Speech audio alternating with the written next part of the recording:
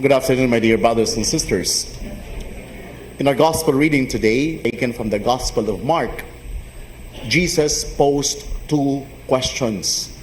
First, he said, "Who do people say that I am?" And second, he asked, "But who do you say that I am?"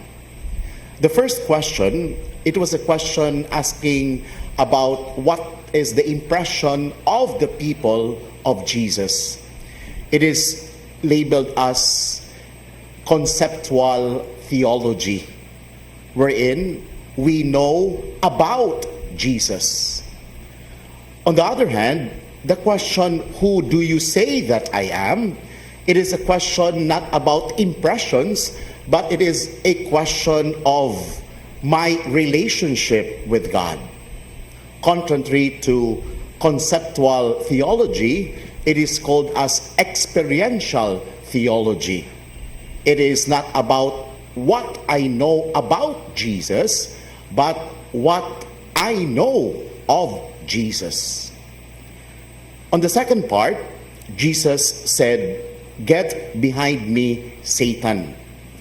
My dear brothers and sisters, Satan comes from a Hebrew word which means adversary, or somebody who opposes. And that is the task, that is the work of Satan. He is an adversary. He always opposes. If we look at the scriptures, we would know that Satan appeared and even talked to Jesus. In the gospel, we would remember that Jesus was tempted by Satan. But in today's context, we might ask ourselves, have we ever seen Satan? Have you ever seen a devil? No. But my dear brothers and sisters, if we go back to the very etymology of the word Satan, somebody who opposes, somebody who blocks your way to be away from the Lord, that would mean that any circumstances, any experiences, anybody who blocks, who brings you away from the Lord, perhaps he or she or it might be an instrument of Satan. In a very practical sense, for example, I'm sure many of us go to church every day, or maybe some of you who are with us through live streaming every day.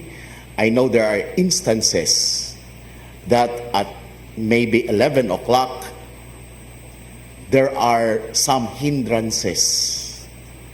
Usahay, murag sakit akong tiyan. Usahay, busy kay ko. Usahay, ang akong anak nagpabadlong, naghilak, di na lang ko kasimba.